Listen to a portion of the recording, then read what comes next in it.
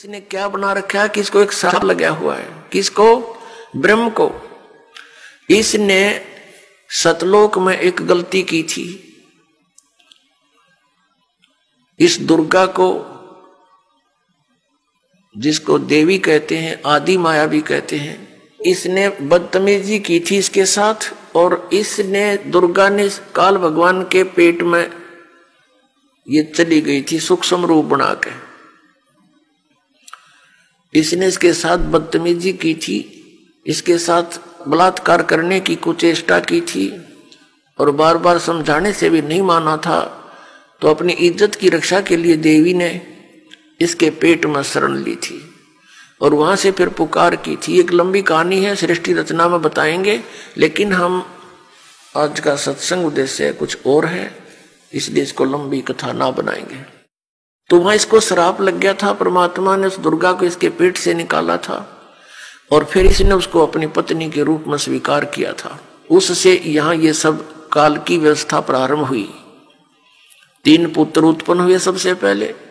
इन दोनों के संयोग से, दुर्गा और इस ब्रह्म, काल रूपी ब्रह्म से,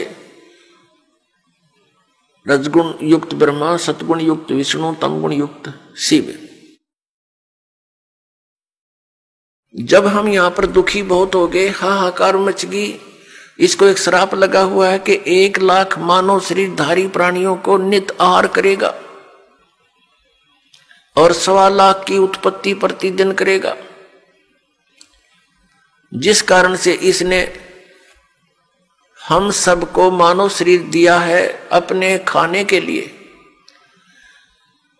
हमसे संतानों उत्पत्ति करवाता है बाई फोर्स और फिर स्वयं खाता है। और इसकी व्यवस्था इसके 3 पुत्र कर रहे हैं। इन ब्रह्मा विष्णु महेश जी को भी ये मालूम नहीं ये हो क्या रहा है।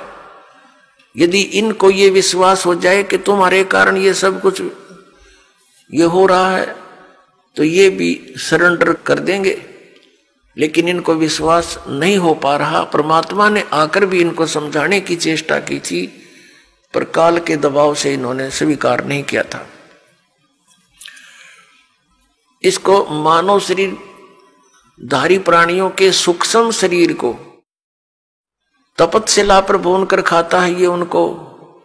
यानी मनुष्य के पूरे जीवन में जो भी ये प्राणी खाता है, पीता है, व्यसन करता है, उसका सूक्ष्म अंश सूक्ष्म शरीर के अंदर लिप्त हो जाता है।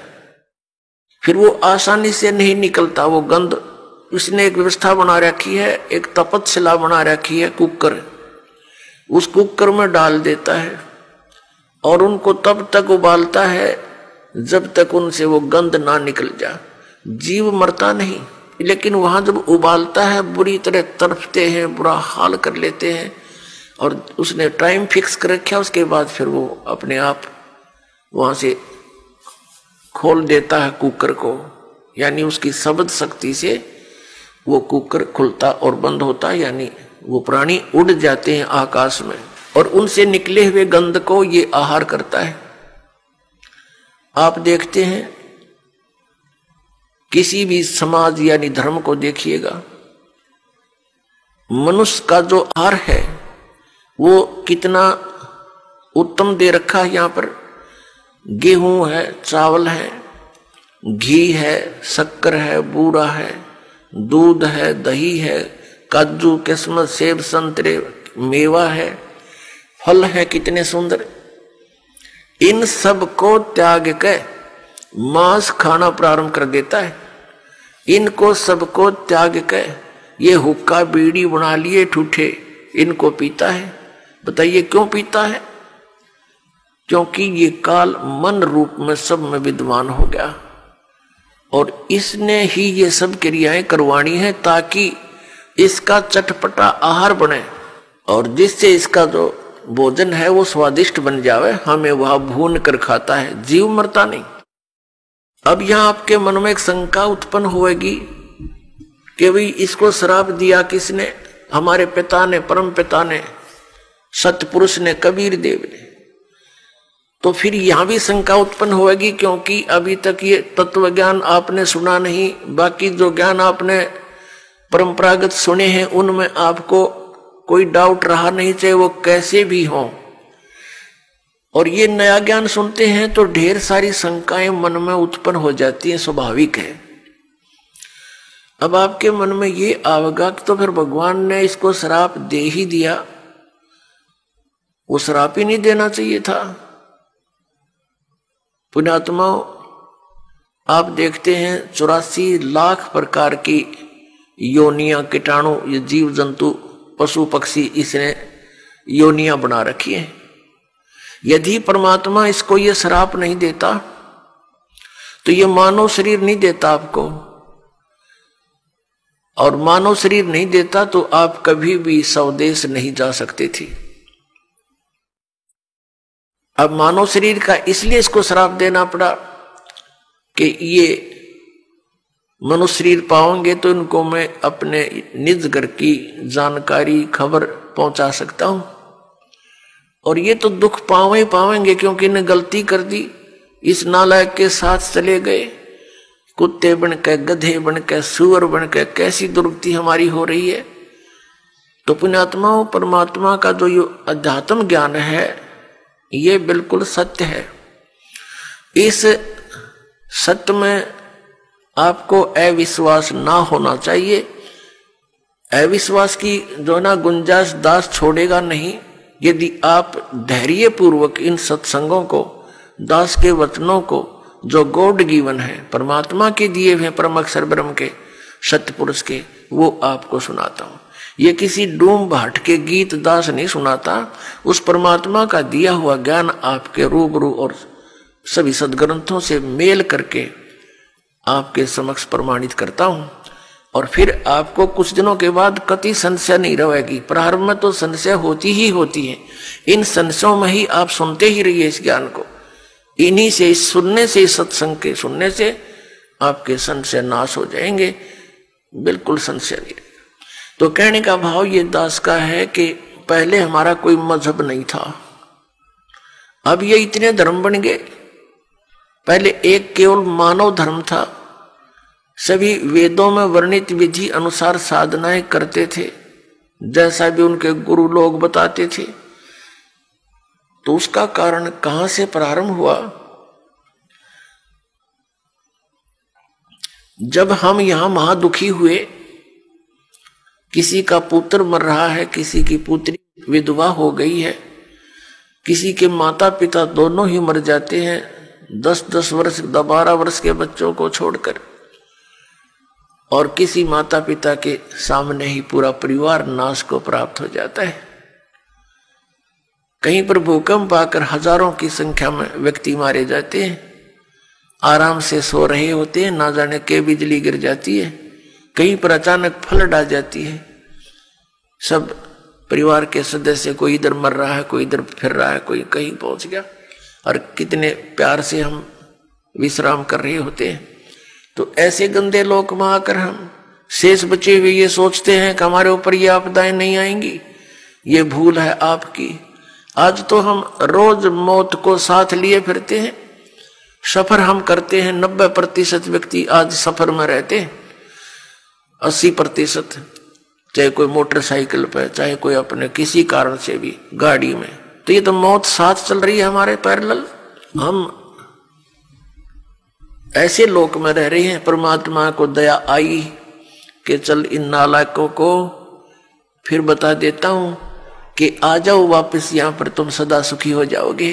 अपने आत्माओं, जब परमात्मा वहां तपतशिला के ऊपर आया, जहां ये प्राणियों को भून रहा था, इसका कुकर चल रहा था, वहां पर जब वो परमेश्वर हमारे पास आकर खड़े हुए, हमारे पिता, वो इतने समर्थ शक्ति है, इतने शीतल भगवान है, उनको सोम की उपाधि दी जाती है। सोम माने चंद्रमा, चंद्रमा जैसे शीतल। यानी ये तो एक उदाहरण है, लेकिन वो तो बर्फ से भी शीतल है। तो कहने का भाव ये, जब हमारे पास आकर खड़े हुए, जब वो तपतशिला पर जल रहे थे 1 लाख प्राणी, उनमें ऋषि भी थे, मैं ऋषि भी थे, गुरु भी थे, शिष्य भी थे, आम जनता के व्यक्ति भी थे। परमात्मा के वहां उपस्थित होते ही उस तपतशिला यानी पत्थर की टुकड़ी को शिला बोलते हैं, एक तई के, बहुत बड़ी तई के समान है। बाकी सूक्ष्म शरीर जो होता है वो ज्यादा बड़ा नहीं होता, अपने अंगूठे के साइज का रह जाता है, आकार ज्यों का त्यों रहता है। जिस भी शरीर से आप निकल कर गए हो, जब तक आपको दूसरे शरीर में नहीं डाल देता, नहीं आपका दूसरा शरीर नहीं मिलता, तब तक आपका वैसा ही शरीर रहेगा। चाहे आप पितर रूप में रहो, चाहे भूत रूप में रहो, या वैसे भटकते रहो कहीं पर, या स्वर्ग आदि में रहोगे। स्वर्ग के अंदर जाने के बाद फिर आपको नए सिरे से शरीर मिलता है, वहां अलग से शरीर फिर आपका बहुत लंबा चौड़ा और बड़ा बन जाता है। तो कहने का भाव यह है कि रहेगा आकार मनुष्य का ही। तो जब ये दूसरे शरीर में पशु पक्षी के में चला जाता है तो फिर उस पशु वाला ही शरीर आपका रहेगा। जब उससे निकल जाएंगे तो नेक्स्ट में प्रवेश होगा तो उस जैसा ही हो जाएगा। फिर मनुष्य शरीर में आएगा तो मनुष्य जैसा ही, मनुष्य के अंदर जो आपका जीव आएगा उससे निकलेगा तो फिर भी वो मनुष्य जैसा ही रहेगा। ऐसा होता है।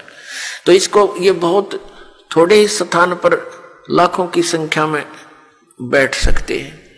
एक शरीर में जैसे किसी बहन भाई में देखा, प्रेतों की पूरी मंडली की मंडली प्रवेश हो जाती है, वो सूक्ष्म शरीर होता है उनका। एक एक में 20-20, 30-30 प्रवेश हो जाते हैं। ये भूत यानी सूक्ष्म शरीर इतना छोटा ही होता है, ये बड़ा भी हो जाता है और घटता घटता इसको बहुत सूक्ष्म छोटा भी बन सकता है, ऐसा आ जाता है। इस अंगूठे से भी छोटा बन जाता है। यानी इसमें एक ऐसा तत्व है जो सूक्ष्म ही है।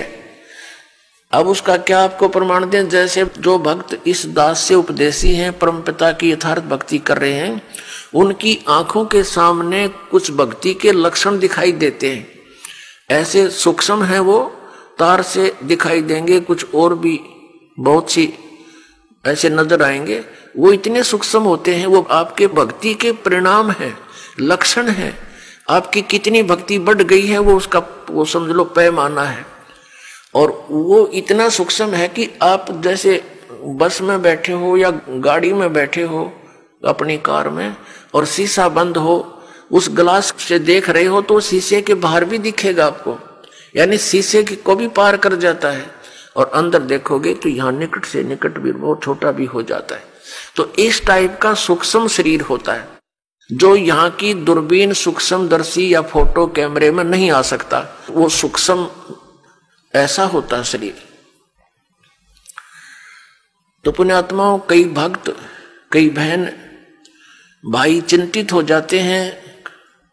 दास बहुत बार समझाने की चेष्टा करता है, ध्यान रखा करो, एक दूसरे को बता भी दिया करो। अगर कोई इस शंका में हो कि मेरी आंखों के सामने पता नहीं क्या दिखता है, डॉक्टर के पास गया, डॉक्टर कहने लगा ऑपरेशन करवा ले, और डॉक्टरों के पास क्या है, ऑपरेशन करवा ले, वह धुंधला दिखा, धुंधला नहीं दिखता। वो हम देखेंगे ऐसे जैसे कोई मच्छर सा घूम रहा है, कोई मक्खी घूम रही है, ऐसे काले काले से कुछ और तरह के भी। वो तो जैसी जिसकी भक्ति बढ़ती चली जाएगी, वो आपकी भक्ति का पैमाना जैसा अंजन आंजिए चश्मों में दिखंत, जैसी भक्ति करेगा तेरी आंखों के सामने आपको अपनी भक्ति की कमाई दिखने लग जाएगी। ये आपका एक वो होगा, भक्ति का पैमाना होगा।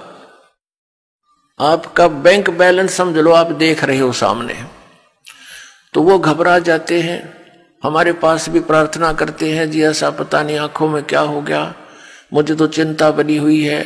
ऐसे देखते हैं पता नहीं क्या दिखाई देता है, सोचते हैं ना देखूं फिर भी दिख जाता है। फिर उनको समझाते हैं कि ये आपकी भक्ति की कमाई दिखाई दे रही है, ये नहीं है तो आपका माइनस आपकी भक्ति, फिर भक्ति चली नहीं आपकी। इससे आपकी भक्ति संग्रह होगा, वो धन वो दिखाई दे रहा है आपको, बाहर है वो, अंदर दिखता है उसका रिफ्लेक्शन बाहर आपको, तो संतुष्ट होते हैं। तो पुण्यात्माओं, ये वो भक्ति है कि आपको आपके समक्ष दिखाई दे रही होती है।